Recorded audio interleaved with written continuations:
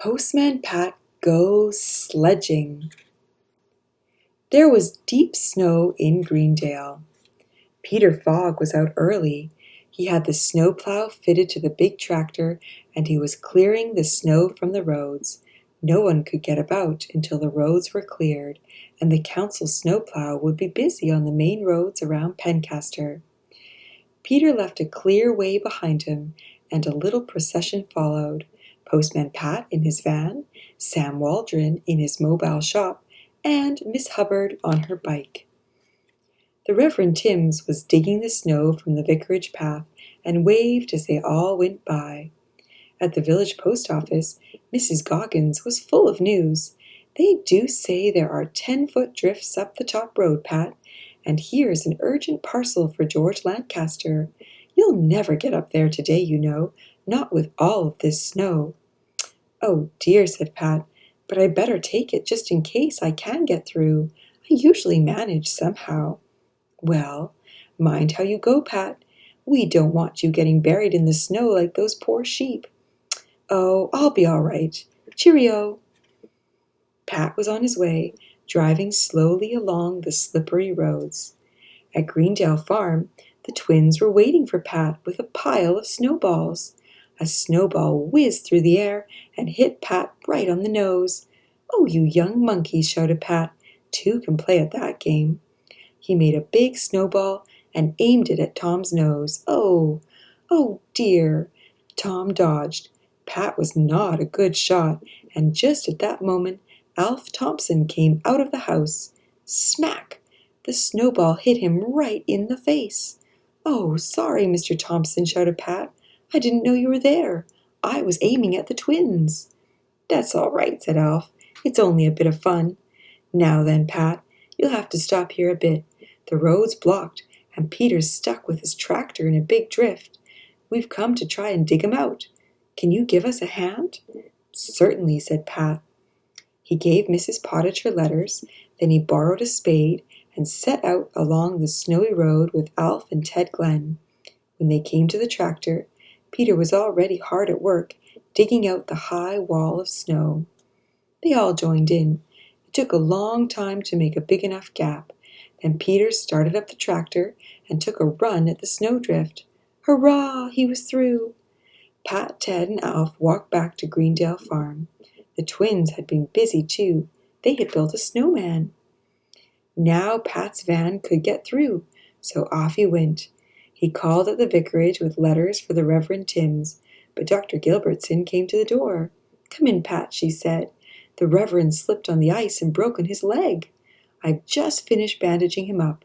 The ambulance will be coming for him as soon as the roads are clear."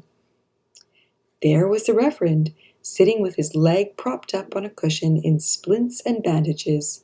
He cheered up when he saw Pat with his letters. "Wasn't this a silly thing to do, Pat?" he said. "And I was just going to take the parish magazine round too. Now what am I going to do?" "Don't worry," said Pat. "I can take it with my letters. No trouble at all. I'll see they get through. Now you enjoy your letters and rest that leg, and you'll soon be better. Cheerio." At Thompson Ground, Dorothy Thompson was out collecting the eggs. "I hope you haven't any letters for anybody up the top road," she said. "The snow is so bad that Peter had to turn back. The tractor just couldn't get up the hill. It was slipping all over the place."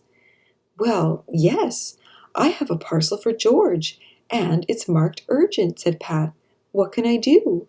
Perhaps I could walk it." "I have a better idea," said Alf. "We can go up on the old farm sledge. I have to take some food up for the sheep anyway." "Well, it's a long time since I was on a sledge," said Pat doubtfully. Alf pulled the big sledge out of the barn. "Here we are," he said. "We'll be all right on this." "And you'd better take George some groceries," said Dorothy. "He'll be getting short with being snowed up. Just the cat can stay by the fire with me." They loaded the sledge up with bales of hay and a box of groceries, and off they went. It was hard going uphill. Alf pulled and Pat pushed. When they came to a downhill stretch, they jumped on and rode, skimming over the frozen snow. That was lovely. Alf's sheep were glad to see him. They gathered round in the snow, bleating. Alf untied the bales of hay and spread the hay on the snow. The sheep ran to it with little bleats of joy. Then Alf and Pat pushed on to Intake Farm. George's house was half buried in the snow.